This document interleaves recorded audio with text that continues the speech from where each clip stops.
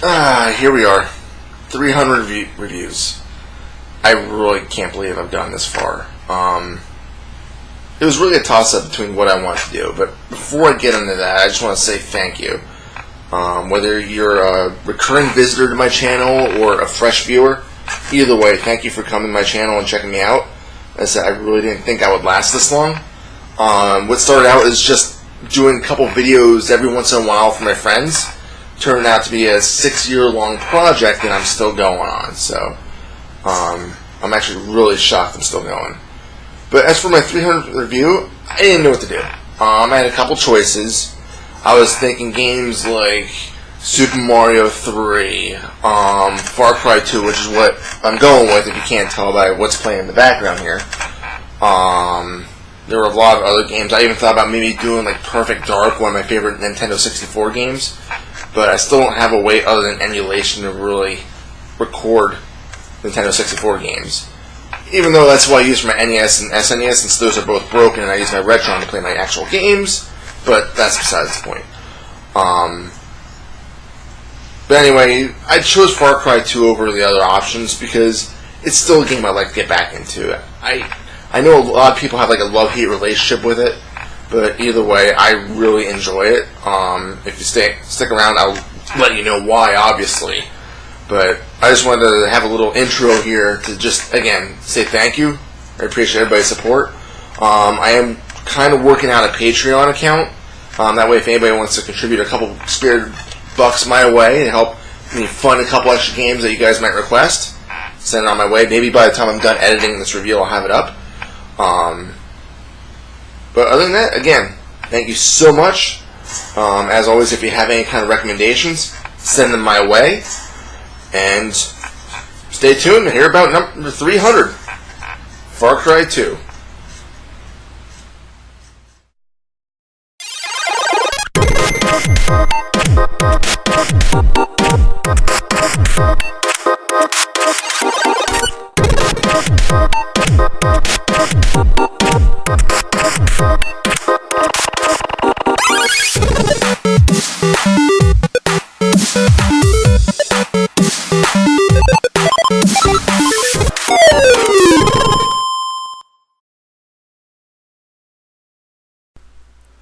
Far Cry 2. To some people, it may excite them of memories of an extremely challenging yet enjoyable romp through a desert. To others, broken controllers, heated arguments with the TV screen, and overall dislike for the game. Far Cry 2 seems to always have an exact divide in the fanbase. There is no middle ground. You either love it or hate it. Me? I love it. And I'm going to tell you why I consider it to be the best game in the Far Cry series. Now, before you give me a ton of shit for saying that, note that I've played 1 through 4. I have not touched 5 yet, and I still want to play Far Cry Primal, although I've heard from friends that it was nothing like the other games.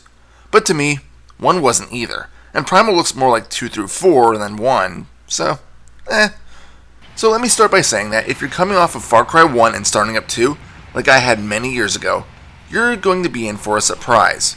It's drastically different. From what I understand, many of the people who developed the original Far Cry game split off from Ubisoft and formed Crytek, making the fantastic Crysis game, which, as a side note, I wanted to get to at some point as well. Without talking too much about it, the team remaining with Ubisoft created Far Cry 2 as a sequel, although there was really no continuity that I could tell between the two games. The island is never mentioned. You never hear anything about Dr. Krieger. There's no supernatural mutants running around the desert village of Paula. You never hear anything about Jack or whatever the chick's name was. Far Cry 2 is its own game, bearing part of the series by the name alone. So whatever you thought about Far Cry 1, whether it be love or hate, it could be ignored for the sequel.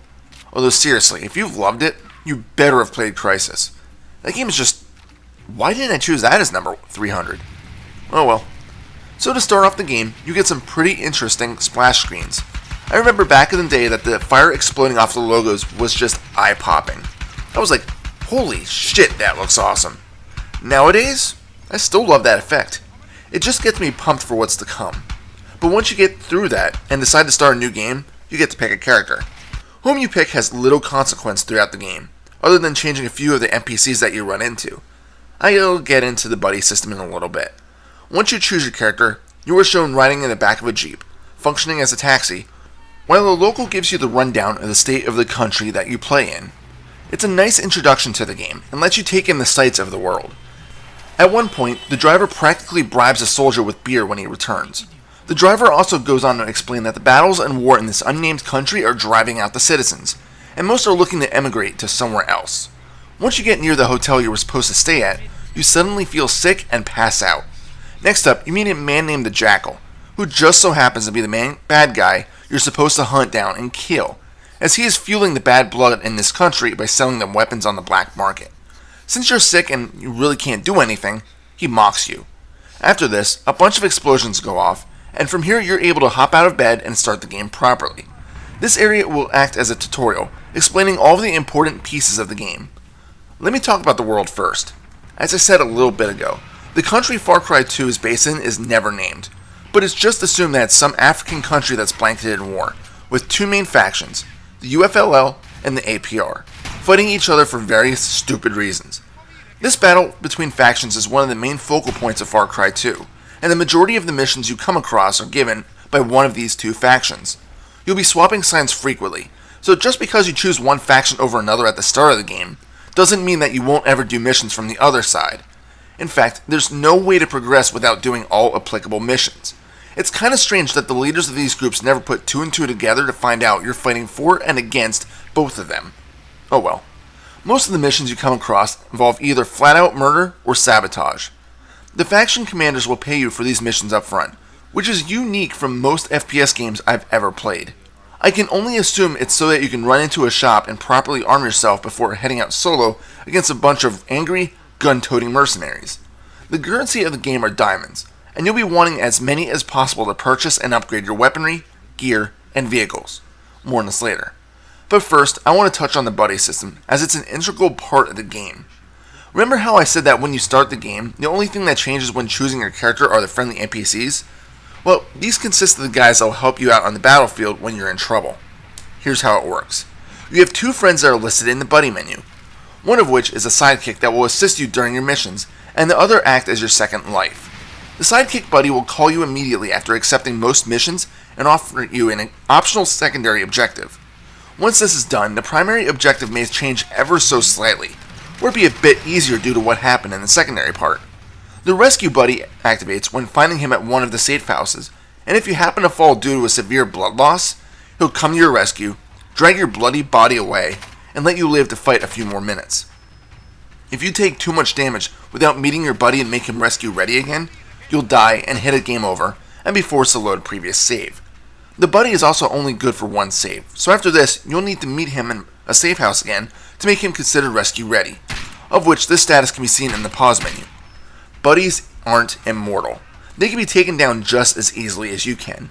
If they fall, they'll pop a smoke grenade and you'll be given the option to save them. Run to them and come to their aid, and they'll give you two choices. Put them out of their misery by putting a bullet through their skull, or attempt to revive them.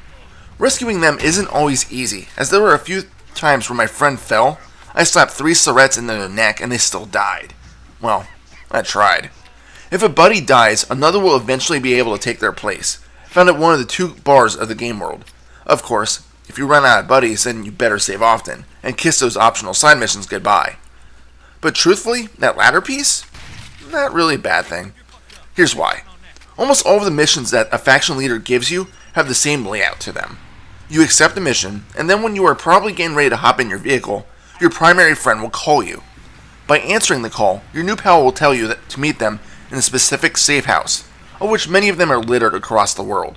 When you meet them, they'll tell you that they have a different way of completing your mission, oftentimes swapping the objectives over to a bit to benefit themselves. You'll then have to complete this blue objective, and then head back to the primary objective. Once this is done, you always have to meet back up with your friend, as they will always have received some sort of ambush and you'll need to save their ass. Then the mission finally completes. These buddy objectives may give you more crap to do, but it's really not worth it. The only benefit is that your buddy will like you more, as in your reputation will increase. If you ignore them and do the mission as you've originally been instructed, your rep will decrease with your buddy. But from what I can gather, there's no real detriment to this. Your pals will also have side missions to do in addition to the main story campaign. If you go to one of the bars, they may give you a mission that you can choose to do. But again, there's no real reward other than a reputation boost. You don't get paid for these missions, which kind of sucks. Are they worth it? Really? Probably not. But again, it gives you something more to do. You know, reputation isn't really stressed out in this game as much as it may seem to. In the journal, you have a reputation level. Supposedly at the higher levels, the enemies start to second guess firing at you. Yet, I never noticed this, even at max level. Possible glitch or programming error? Probably, but it still needs to be mentioned. So you've probably gathered by now that there is a lot of driving that needs to be done between the different locations of the unnamed desert country. There are plenty of vehicles that you can hijack, although most of them are a variation of the Jeep. There are licensed Jeeps available as well, which is strange, but hey, they're there. There's also an ATV and a dune buggy, both of which are fun to drive, but the lack of a vehicle-mounted weapon will make you second-guess using these. There's also what's called a big truck, which are fun because it's the first time you'll probably be able to use the heavier MG until much further into the game. It may be a bit slower, but it takes a hell of a beating. There's also a few different boats that you can control. You might think you'll get bored of driving the same off-road vehicles, but I can assure you, you won't be. Because you'll be too busy enjoying the scenery or getting chased by the enemies to wonder, wait, am I driving this again? Ah, the enemies. This is probably where most of the flack the game gets comes from. And not the enemies themselves. They fight very well. The thugs use foliage and cover. They will attempt to flank you. You'll hear them calling out to each other, arguing about what tactic to use. And when you hear that unmistakable engine revving, you'll know that one of them is going to attempt to make you a permanent piece of the road. And before you think that you may need to watch who you shoot, you really don't have to. Other than your buddies, everyone is hostile. There are absolutely no innocent civilians that can be killed. The few that you find are hidden inside buildings. Everyone else, even in the larger towns, are all toting weapons and will not hesitate to shoot you if you even glance at them the wrong way. It really does feel like a warring country where the people that aren't caught in the side are hiding to hopefully save their own lives. But now we come to the biggest thing that everyone notices right from the start of the game. The outposts. These are scattered around the world and are manned by typically 5 to 10 mercenaries that will shoot anyone on sight. If you'd like, you can get out of your vehicle and scout around a bit. Each outpost contains either a medkit, ammunition, explosives, or fuel. Don't worry, you don't have to gas up your vehicles. The fuel is instead used for flammable weapons such as Molotovs and flamethrowers. So you cleared out the outpost. Sweet. Drive away, complete a mission, and have to head back. Wait, are these guys residing in that same outpost you just cleared out not even 10 minutes ago? Yep, that happens, and often. This is the number one problem with the game, and the one that many people will stop playing the game for. Outposts have an insane soldier respawn rate. It gets a bit hairy if you've used up all your ammo or surrets in a previous battle, and then come back to a fully manned post. You might think, well, go a different route, but that's not always possible. At times you might be stuck in a spot where you can drive through one outpost, or risk driving around the outside of 2. And yeah, you can attempt to drive straight through these zones, but know that everyone will immediately open fire anyway, and you'll probably take at least a few bullets. And most of the time, someone will get in a jeep and give chase, with another merc firing with the mounted weapon. But not all is lost. You have multiple ways to wipe out the opposition.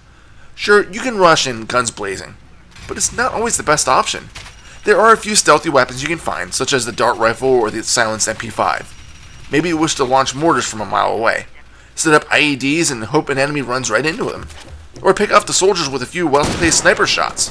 The sniper option is normally what I went for, but the options are typically completely up to you.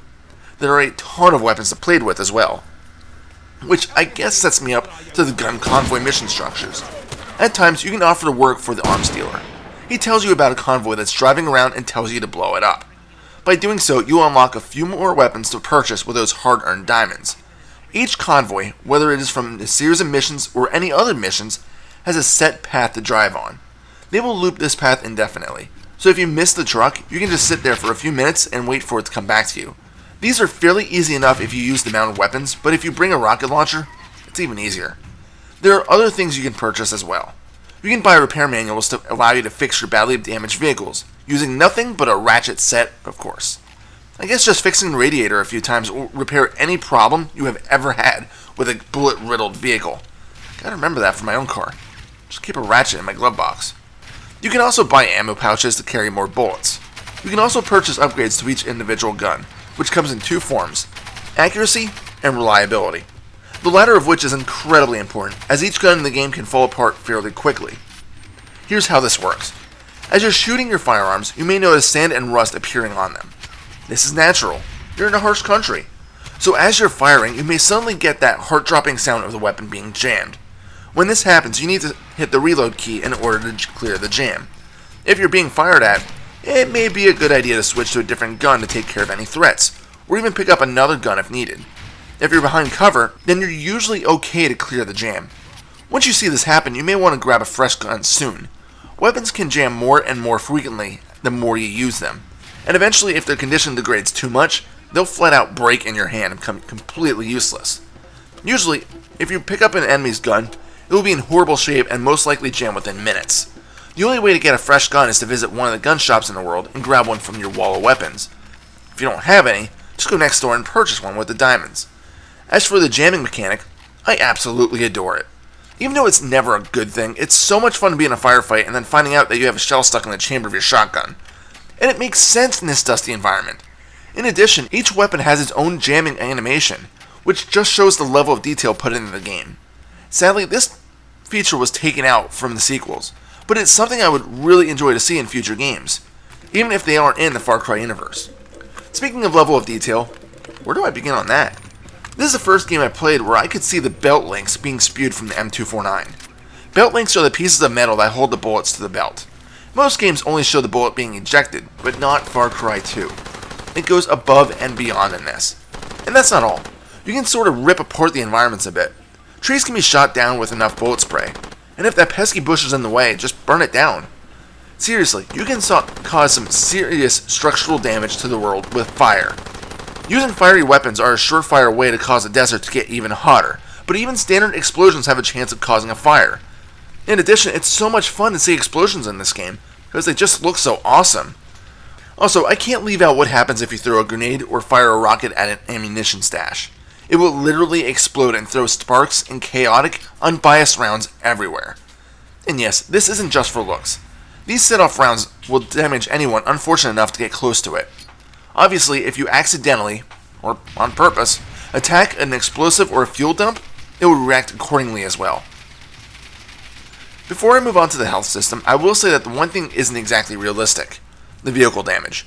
I already mentioned that you can fix the damage done by hundreds of bullets with a simple ratchet, but one thing you absolutely cannot do? Shoot the tires. They must be made of some sort of bulletproof material, because they will never go flat. It's a shame, but I think it's also for the best, as I can't imagine trying to get through one of these outposts with a fully intact set of tires otherwise. So, the health system.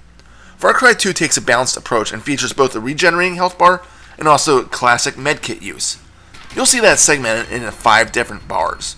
Each one of these bars will replenish on their own if you aren't shot, but once a bar is empty, it will not refill unless you use a syringe. If the health gauge drops into the final bar, it will start to flash. This is the danger zone. You need to find cover and use the health key to perform what amounts to be a surgery on yourself. I remember seeing this in Metal Gear Solid 3 and thinking it was pretty sweet, but Far Cry 2 isn't as expansive as that. Wounds seem to be given at random, whether it be extracting a bullet from your hand, twisting a finger back into place, or even trying to put out a fire on your clothing. Once this emergency procedure is completed, your health bar will be filled up to the second bar, and that's how the health system works. If you are in danger and driving though, you'll be forced to get out of the vehicle to heal up. Using syringes is allowed while driving though. And then we come across something that will nag you across the entire playthrough: the malaria. Right from the start, you'll need to find pills that help keep it at bay, and it's actually part of the tutorial if I recall correctly.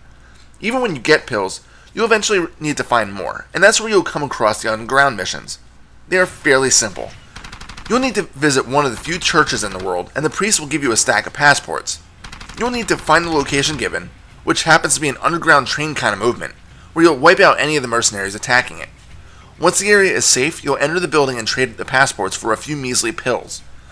Why all of these guys seem to have malaria pills, and where the passports are coming from is beyond me. These missions are fairly simple and quick, and not as elaborate as the constant driving back and forth that you'll see in the main game missions. There's also some assassination missions that you can partake in. These are simple enough, in that all you need to do is find a cell phone tower, activate it, and then receive the call. Once you do, you'll have to find the target, which is located on the map, and kill them. If it's in one of the no weapon zones, no matter how you kill the target and if you are completely silent, it will always set off alarms. So you'll need to run like hell to escape. That's kind of frustrating. I didn't talk about that yet. Basically, the world is divided into two parts. You only get access to the northern part of the country in the beginning of the game, but about halfway through you get to travel to the southern portion. Each of these halves are split up into 9 squares.